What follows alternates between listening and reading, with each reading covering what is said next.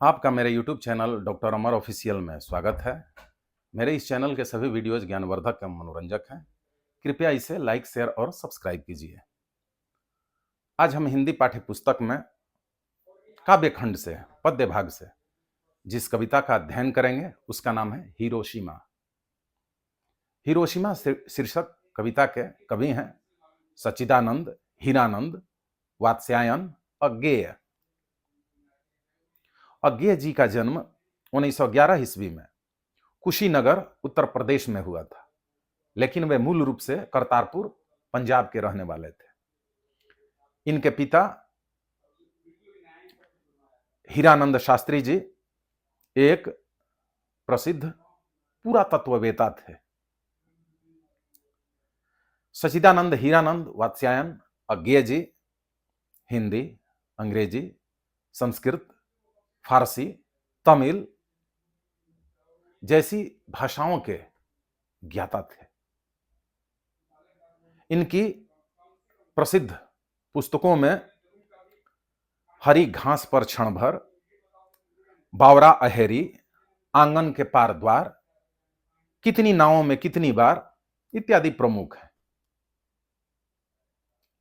यहां इस कविता हिरोशिमा में अज्ञेय जी ने 1945 ईस्वी में द्वितीय विश्व युद्ध के दौरान जापान के दो शहरों हिरोशिमा और नागासाकी के ऊपर अमेरिका के द्वारा गिराए गए परमाणु बमों के पश्चात हुई भयंकर मानवीय त्रासदी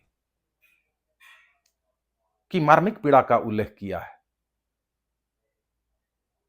ये बर्बरपूर्ण ऐतिहासिक घटना मानवता के नाम पे कलंक थी, जिसमें लाखों लोगों ने, बेगुनाह लोगों ने अपना जान, माल, संपदा सब कुछ गंवा दिया। और उसके पश्चात भी आने वाली पीढ़ियां विभिन्न प्रकार की गंभीर बीमारियों से त्रस्त रही, जूझती रही। इतना दुष्प्रभाव था उन एटम बमों का। तो हिरोशिमा में जो बमबारी हुई, परमाणु बम का इस्तेमाल किया गया था, उस रेडिएशन से हानिकारक किरणें जो निकली यूरेनियम के इस्तेमाल से, वर्षों वर्षों तक वहां की पीढ़ियां इसका दंश झेलती रही। 6 अगस्त 1945 का दिन, जब सुबह में 8 बजकर कुछ मिनट के बाद अमेरिका के विमान ने जापान के हिरोशिमा नगर पर लिटिल बॉय नामक एटम बम गिराया। एटम बम के गिरते ही वहां का सब कुछ तहस नहस नष्ट हो गया और 1,40,000 से अधिक व्यक्ति उसी समय अपनी जान गंवा बैठे। फिर इसके 3 दिन बाद ही 9 अगस्त 1945 को नागासाकी शहर पर अमेरिका ने दूसरा एटम बम फैटमैन गिराया, जिसमें 74,000 से अधिक लोग तुरंत अपनी जान गंवा बैठे। ये बम और इसके रेडिएशन से उत्पन्न इसके दुष्प्रभाव आने वाले कई वर्षों तक वहां के लोगों को विभिन्न प्रकार के रोगों का शिकार बनाते रहे। जिस समय ये एटम बम गिरा था, उस समय वहां का तापमान 4 लाख डिग्री सेल्सियस पहुंच गया था, यानी कि अधिकांश चीजें भाप बनकर उड़ गई। ऐसा दंश परमाणु बम का झेलना पड़ता है। तो यहां यही बात कही गई है और कहा जाता है कि अब कभी भी तीसरा विश्व युद्ध न हो, कहीं भी परमाणु बमों का इस्तेमाल न हो। अब तो इससे भी हानिकारक, भयावह तरह तरह के एटम बम बन के संसार के अधिकांश देशों के पास रखे हुए हैं। तो इसलिए मानवता की भलाई, सृष्टि की भलाई, पृथ्वी की भलाई, दुनिया की भलाई इसी में निहित है कि कहीं भी युद्ध न हो और कहीं भी परमाणु बम का इस्तेमाल न हो। युद्ध के बदले बातचीत, वार्तालाप की बदौलत समस्या का समाधान हो, उसी में सबकी भलाई है, मानवता की भलाई है। वरना परमाणु बम इस्तेमाल होते ही चौतरफा विनाश ही विनाश दिखेगा। तो हिरोशिमा में यही चर्चा अज्ञेय जी ने इन पंक्तियों से की है। ये पंक्तियां हैं, एक दिन सहसा सूरज निकला, अरे क्षितिज पर नहीं, नगर के चौक धूप बरसी, पर अंतरिक्ष से नहीं, फटी मिट्टी से, छाए मानव जन की दिशाहीन सब ओर पड़ी, वह सूरज नहीं उगा था पूरब में, वह बरसा सहसा बीचों बीच नगर के, काल सूर्य के रथ के पहियों के ज्यों अरे टूटकर बिखर गए हों दसों दिशा में। कुछ क्षण का वह उदय अस्त केवल एक प्रज्वलित क्षण की दृश्य सुख लेने वाली दोपहरी, फिर छायाएं मानव जन की नहीं मिटी, लंबी हो होकर मानव ही सब भाप हो गए, छायाएं तो अभी लिखी हैं।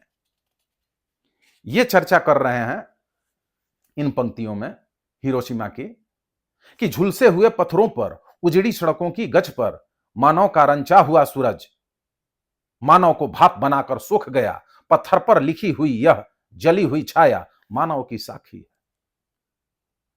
यानी कि हिरोशिमा में अज्ञेय जी बताते हैं कि वो दिन, जिस दिन हिरोशिमा पे सुबह में 8 बजे के बाद जो बम बरसाया गया, तो बम गिराने के बाद उससे इतनी जबरदस्त और भयानक ऊर्जा निकली कि लोग कुछ समझ पाते काल के शिकार बन गए, भाप बन के उड़ गए। 4 लाख डिग्री सेल्सियस तक तापमान पहुंच गया। उसकी प्रचंड यूरेनियम परमाणु बम की ताकत से यहां हिरोशिमा कविता में अज्ञेय जी तुलना कर रहे हैं कि मानो कि कोई दूसरा सूर्य उग गए हो, और वो सूर्य प्रकृति वाले सूर्य नहीं, मानव निर्मित सूर्य, धरती वालों का सूर्य, कि नया सूर्य जो है ऐसा निकल आया और इतने नजदीक विध्वंसक रूप में निकल आया कि पूरी संपदा को, जन धन को भाप बना के अवशोषित कर लिया। वहां के लोगों का, जीव जंतुओं का नामो निशान मिट गया। उस सूर्य की चर्चा कर रहे हैं कि लग रहा था कि मानव निर्मित ठीक उस जगह के ऊपर कोई नया सूर्य उदय हो गए, लेकिन यह सूर्य पल भर में ही अपना विनाशकारी स्वरूप दिखा दिए और वहां के पूरे धन जन जीव जंतु को काल के ग्रास में समा लिए। सबका अंत हो गया। और यही नहीं, वर्षों वर्ष तक उसके दुष्प्रभाव के चलते वहां की जनता, वहां की आने वाली, पैदा होने वाली पीढ़ियां तरह तरह की बीमारियों से ग्रस्त रही। इसकी चर्चा इस पाठ में उन्होंने की है कि मानव का रचा हुआ सूर्य मालूम पड़ता है कि सब कुछ सोख लिया, कुछ बचा ही नहीं। उस काले दिन मानव निर्मित ऐसे सूर्य ने उदय लिया था। इसकी त्रासदी का, भयावहता का चित्रण हिरोशिमा में अज्ञेय जी ने किया है। तो इस प्रकार से आगे इस पाठ के कुछ चंद शब्दों के अर्थ को हम देखते हैं जो शब्द निधि में वर्णित है। अरे, अरे का मतलब पहिए की धुरी,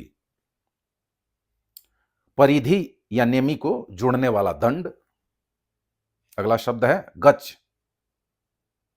गच का अर्थ है पत्थर या सीमेंट का बना हुआ धरातल। साखी, साक्षी, इसका अर्थ है सबूत, गवाही। तो इस प्रकार हिरोशिमा शीर्षक कविता में यही बातें वर्णित है,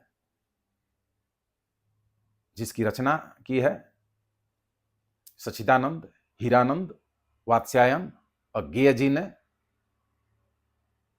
जो आपको जानकारी मिली, आगे अगले दिन अगले अध्याय की चर्चा होगी। बहुत बहुत धन्यवाद।